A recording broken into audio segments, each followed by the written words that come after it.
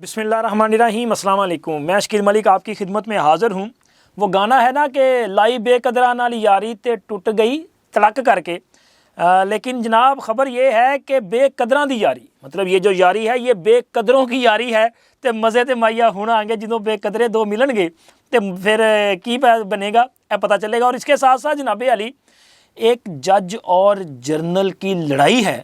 اور اس لڑائی کے ساتھ ساتھ ایئرپورٹ پہ ایک عدالت کا معاملہ ہے کہ لڑائی ہوئی اور پھر آپ دیکھیں کہ ایئرپورٹ پہ ہی عدالت لگ گئی، اور اس عدالت میں کیا کچھ ہوا یہ زبردست قسم کی ایک سٹوری ہے جو میں نے آج آپ کے ساتھ شیئر کرنی ہے۔ لہٰذا اس سے پہلے کہ یہ تفصیلات میں آپ کے ساتھ شیئر کروں، آپ دوستوں سے درخواست ہے کہ جن دوستوں نے ہمارے چینل کو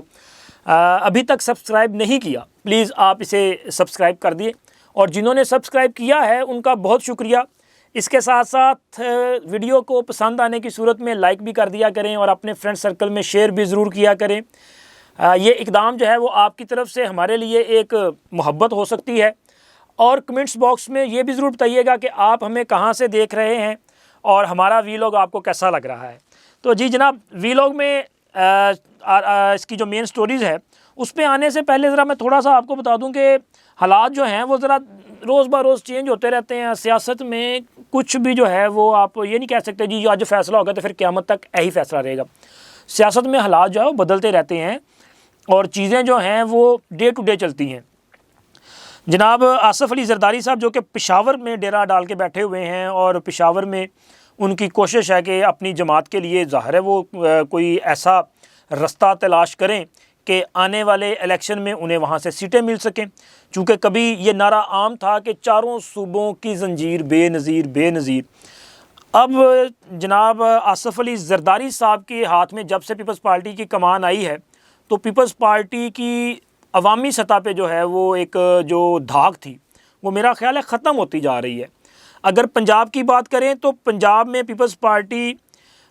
بڑی تیزی کے ساتھ جو ہے وہ نیچے آئی ہے۔ ہاں بعض مقامات پہ اگر پیپلز پارٹی کا وجود موجود ہے، جیسے کہ حسن مرتضیٰ صاحب ہیں، اور اسی طرح ننکانہ کی جو فیملی ہے رائے صاحب، ان کی وجہ سے تو یہ وہ لوگ ہیں کہ جن کا وہاں پہ اپنے حلقے میں ایک حلقہ احباب ہے، ایک اثر و رسوخ ہے۔ اس کی وجہ یہ ہے کہ ان لوگوں نے اور ان لوگوں کے بڑوں نے اپنے انہی حلقوں میں سیاست کی، وہ عوامی سیاست کرتے ہیں، وہ حکومت میں ہوں یا نہ ہوں، وہ اپنے حلقے کے ووٹر کے ساتھ جو ہے وہ ان ٹچ رہتے ہیں، وہ ان کے ساتھ ملتے ملاتے ہیں۔ وہ پنجابی کہتے ہیں نا تھڑے دی سیاست، تو یہ تھڑے کی سیاست جو ہے اس وجہ سے اسی طرح کے چند ایک اور مقامات ہیں جہاں پہ پیپلز پارٹی کا جو ہے وہ عوامی سطح پہ وجود موجود ہے، اور اس کا بینیفٹ ظاہر ہے ان کو آتا ہے۔ دوسرا، اگر آپ پنجاب میں اوورآل دیکھیں، بالخصوص لاہور جیسے شہر میں، وہاں پہ ہمیں پیپلز پارٹی کا وہ جوش وہ جذبہ نظر ہی نہیں آتا، بلکہ میں نے ایک پیپلز پارٹی کے اہم رہنما سے ملاقات کے دوران ایک سوال اٹھایا تھا، ان کا نام میں نہیں لیتا چونکہ ظاہر انہوں نے وہ ایک آف دی ریکارڈ گپ شپ تھی، تو میں نے ان سے کہا تھا کہ ہمیں پیپلز پارٹی میں مانی پلوان جیسا، ادریس توتی جیسا، اس طرح کے جیالے کیوں اب نظر نہیں آ رہے؟ کیا وجہ ہے کہ پیپلز پارٹی میں جو نیا بلڈ ہے وہ شامل نہیں ہو رہا؟ بنیادی وجہ کیا ہے؟ تو وہ اس کا کوئی پراپر جواب نہیں دے پائے، لیکن میرا اور ان کا موقف جو ہے وہ الفاظ کے تبادلے کے ساتھ ساتھ مطلب ایک ہی تھا۔ وہ یہ تھا کہ لیڈرشپ نے خود کو اپنے ورکر سے، اپنے جیالے سے اتنا دور کر دیا ہے کہ جیالہ جو ہے وہ بدزن ہو چکا ہے،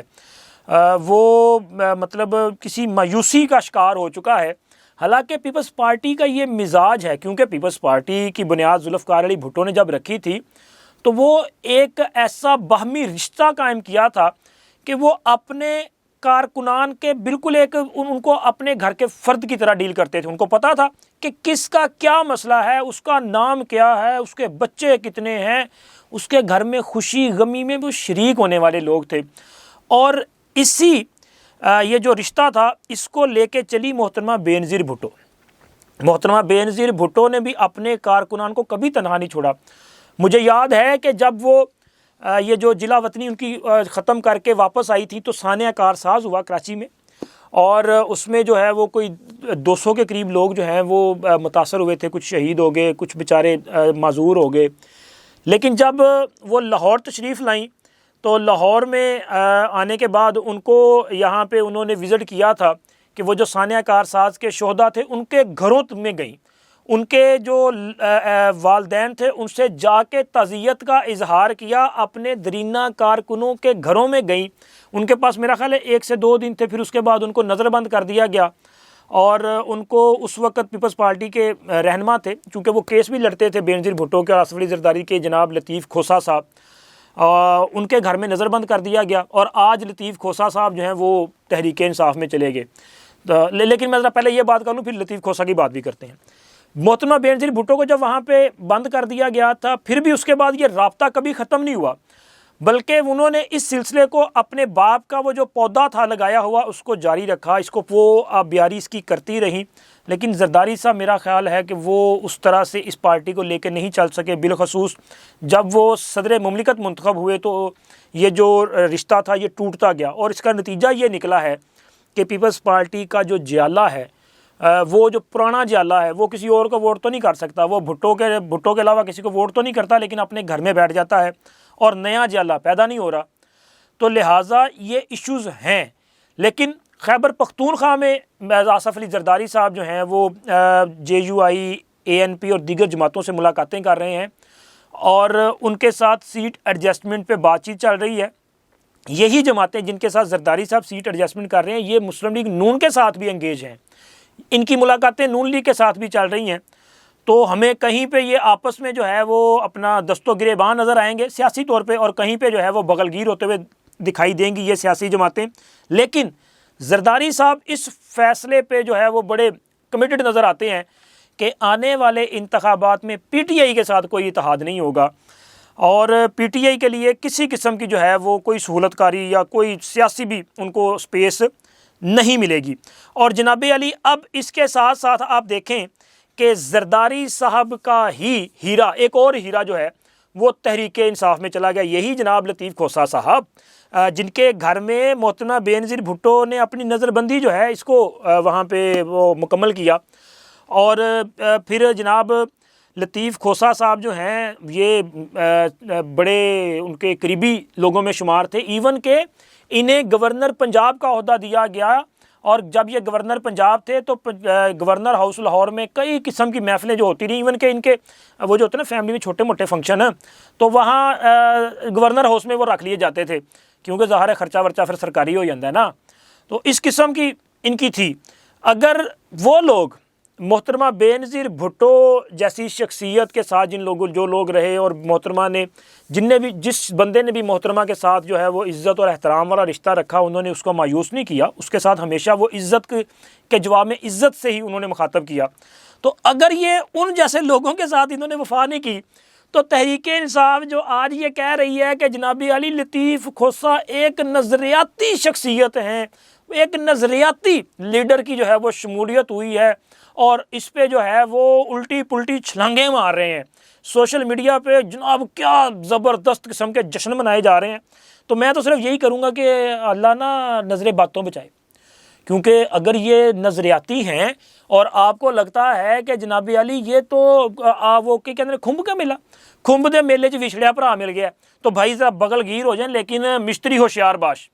یہ وہ قدر والوں کی نہیں، یہ بے قدروں کی یاری ہے۔ کیونکہ عمران خان اور لطیف کھوسہ صاحب کا مزاج بھی ایک جیسا ہے، نہ وہ احسان کرنے والے کو احسان کے بدلے میں احسان دیتے ہیں، نہ یہ احسان کرنے والے کو احسان کے بدلے میں احسان دیتے ہیں،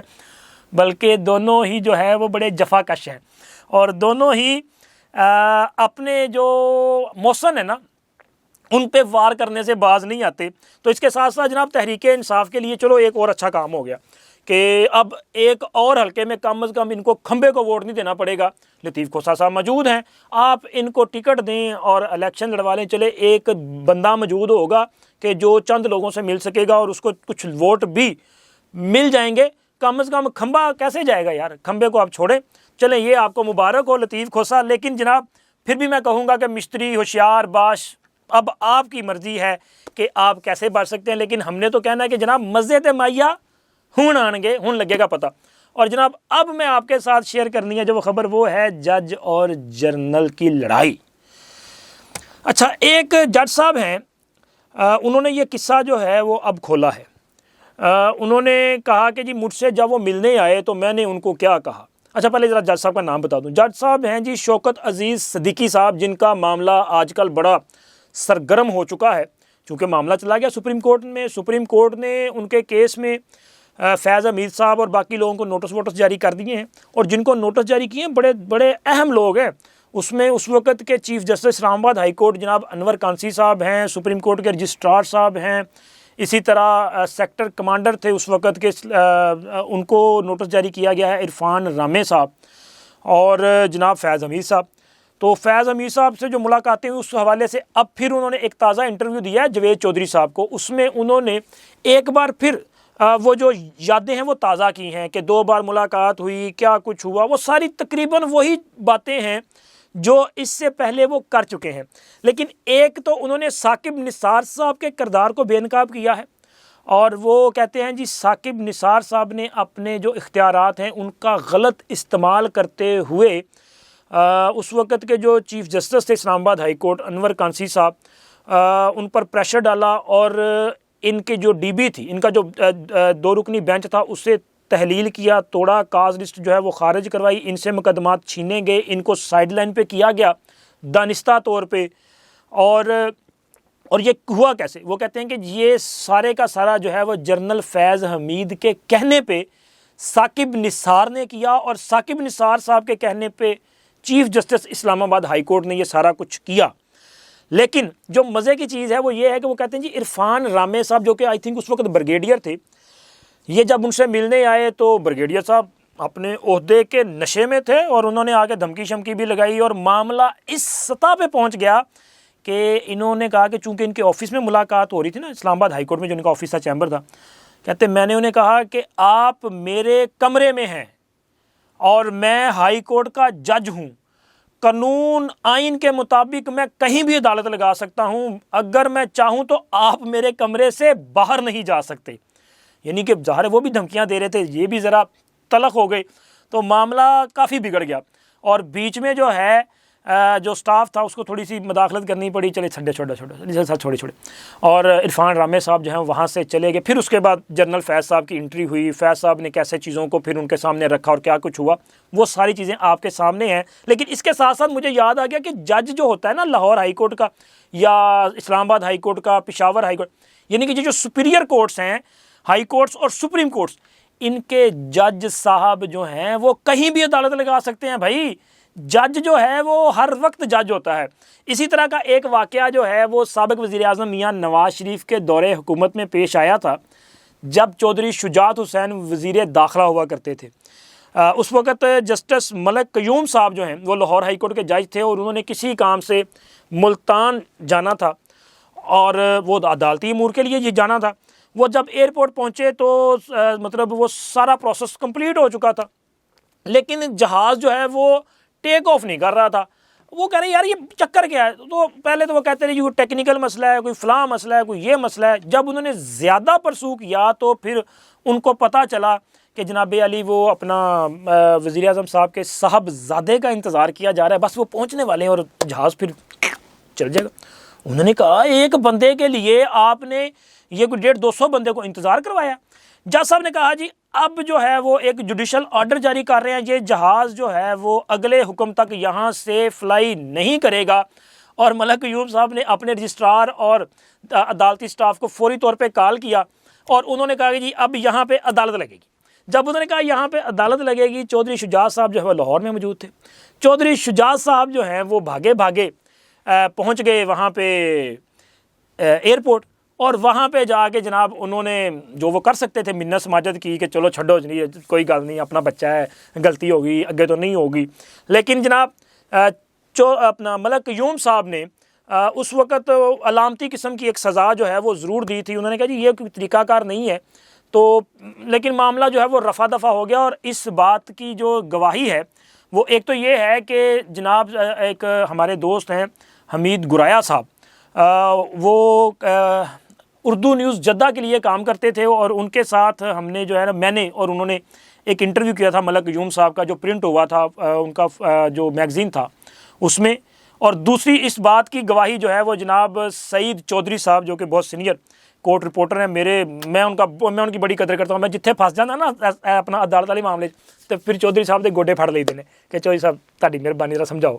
تو جناب وہ یہ واقعہ جو ہے وہ بھی ان کو بھی یاد ہوگا اور انہوں نے بھی اس کو رپورٹ کیا تھا. تو میں نے کہا کہ چونکہ یہ ذکر ہوا تو آپ کو ذرا بتا دیں کہ بھائی یہ عدالت لگ سکتی ہے اگر کوئی بندہ یہ سمجھتا ہے نا کہ وہ بڑا طاقتور ہے. تو آئین اور قانون کے مطابق جج واقعی بڑا طاقتور ہوتا ہے، کسی وقت بھی کہیں بھی عدالت لگ سکتی ہے. تو اب تک اتنا ہی، ملتے ہیں اگلی ویڈیو میں. اللہ حافظ.